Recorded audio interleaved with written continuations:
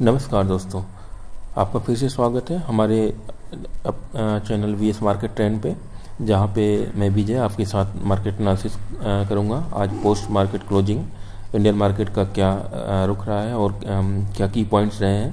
तो सबसे पहले हम आज के जो ऑब्जर्वेशन है उस पर डिस्कस कर लेते हैं।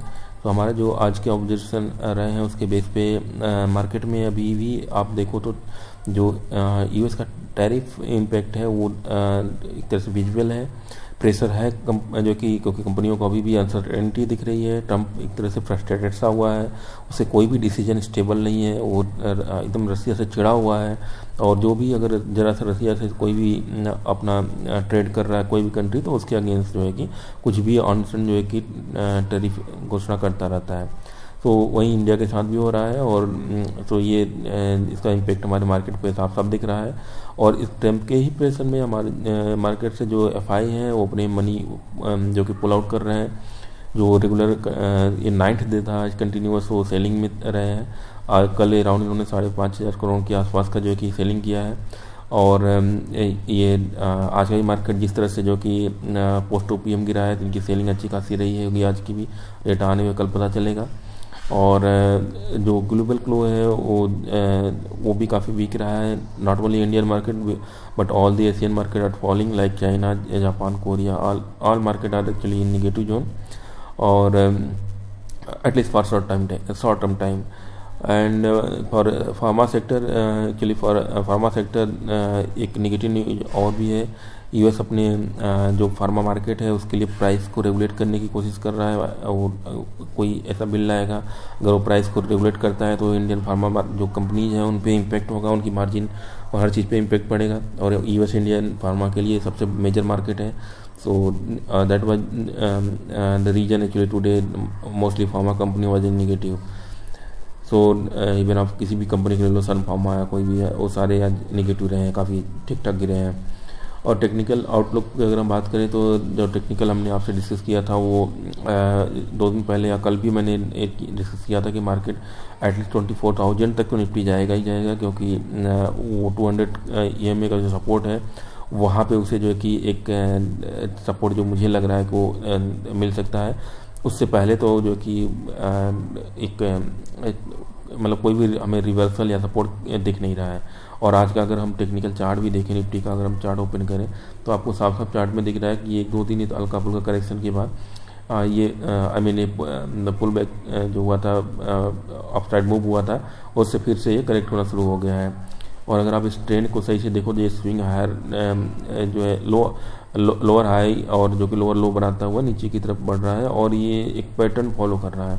3 से 4 दिन ये जो कि फॉल होता है मार्केट, फिर 1-2 दिन हल्का सा करेक्ट जो कि उसको रिवर्स होता है।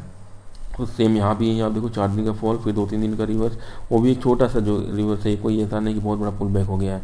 और ये सेम यहाँ पे भी यही हुआ है। और इसी तरह से यहाँ थोड़ा सा जो कि ये 50 EMA के सपोर्ट की वजह से ये थोड़ा सा 2 ही दिन में मतलब ये सपोर्ट पे आ गया था, तो इसने जो कि सपोर्ट को थोड़ा रिस्पेक्ट किया, फिर से थोड़ा सा जो कि मूव करने की कोशिश किया, बट ये स्विंग को जो कि ब्रेक नहीं कर पाया और यहाँ से फिर से नया लोअर स्विंग बना दिया। और फिर यही यहाँ भी हुआ है, इसने जो कि फिर जब ऊपर गया तो फिर से यहाँ पे रजिस्टर किया 50 EMA पे और यहाँ से फिर से आज लोअर मूव करना शुरू हो गया।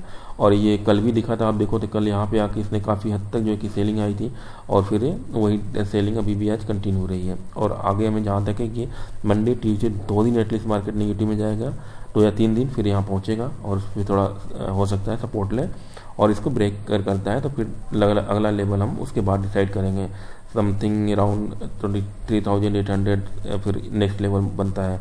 बट अभी तो ये 24,100 या समथिंग ये अभी जो इसका इमीडिएट सपोर्ट है मुझे वो दिख रहा है। और उससे भी इमीडिएट सपोर्ट एक ये दिख रहा है जो ये लास्ट स्विंग का लो था, जो मेजर स्विंग है उनकी बात कर रहा हूँ। तो ये स्विंग अभी ब्रेक नहीं हुआ है, यहाँ एक है सपोर्ट, बट ये मुझे इतना स्ट्रॉन्ग नहीं लग रहा है कि मंडे को आई थिंक डिफरेंटली से ब्रेक होना चाहिए। तो ये जो कि टेक्निकल पर्सपेक्टिव से भी आप देखो तो जो निफ्टी है वो काफ़ी वीक दिख रहा है। मार्केट ब्रेथ पे भी सेम चीज़ हमें विजिबल है। अगर हम मार्केट ब्रेथ का डाटा देखें यहाँ पे जो हमारा कस्टम इंडिकेटर है तो वो सारे टाइम फ्रेम पे एक तरह से निगेटिव है, वीक है। इवन काफ़ी आप देखो तो लोअर टाइम फ्रेम पे ये एक बहुत ज़्यादा वीक हो चुका है, काफ़ी ओवरसोल्ड जोन में आ चुका है। हाई मिडिल या हायर टाइम फ्रेम पे थोड़ा सा अभी जो कि स्ट्रगल कर रहा है, बट अगर हम चार्ट पे इसी चीज़ को देखते हैं तो चार्ट में ये अभी भी एक जो कि ये पूरी तरह से चार्ट कंप्लीट नहीं हुआ है। अगर हम पीछे का सारा चार्ट अंडरस्टैंड करो तो जब भी ये रिवर्स होता है तो एटलीस्ट मिड जोन तक आता है, फिर वहाँ सपोर्ट लेके फिर से ऊपर जाता है या फिर उसे ब्रेक करके नीचे जाता है। तो ये जो ब्लू लाइन है ये एटलीस्ट और ये रेड लाइन दोनों एक बार टच करेंगी, और टच के बाद जो है कि फिर डिसाइड होगा कि ये कहाँ जाएंगे। तो और ये सेम जो कि अब यहाँ भी जो लॉन्ग टर्म ब्रेथ है इस पर भी आप देख सकते हो, यहाँ भी अभी गैप बाकी है। और ये जो शॉर्ट टर्म है जो कि मिड टर्म, इन पे भी अगर आप देखो तो इनका चार्ट कंप्लीट नहीं हुआ है अभी जिस ट्रेंड में है, यानी ये जो कि बेयरिश ट्रेंड में है तो ये ट्रेंड अभी कंप्लीट नहीं हुआ है। ये इनका हाई लेवल है इसका, तो बेयरिश जब भी यहाँ तक रेड कैंडल वाली सॉरी रेड लाइन ये वाली जब यहाँ तक आएगी तब जाके ये कंप्लीट होगा पूरा ट्रेंड। और यही शॉर्ट टर्म यहाँ पे भी आप देखो तो ये यहाँ से भी ब्रेथ देख के भी हमें ये साफ साफ दिख रहा है कि मार्केट अभी 2 या 3 दिन तो कम से कम फॉल होना ही चाहिए। और अगर हम एफआई की डेटा देखें तो एफआई की डेटा में भी साफ साफ जो है कि सेलिंग है, ये सारे कंटिन्यूस सेल ही मार रहे हैं। आज 900 था जब वो कंटिन्यूस सेल किए हैं, तो कहीं से भी मार्केट में भी पॉजिटिव सिग्नल नहीं है। रिजल्ट सेशन भी उतने ज़्यादा स्ट्रॉन्ग नहीं है। कुछ कंपनियों के रिजल्ट सही आ रहे हैं, बट मोस्टली जो है कि एक तरह से एवरेज है उससे नीचे ही है, यानी लॉस में चल रहे हैं, रिवेन्यू और प्रॉफिट सब डाउन चल रहे हैं। तो वो ये क्वार्टर रिजल्ट के हिसाब से भी उतना सही नहीं रहा है कि मार्केट को अच्छी तरह से पुश कर पाए।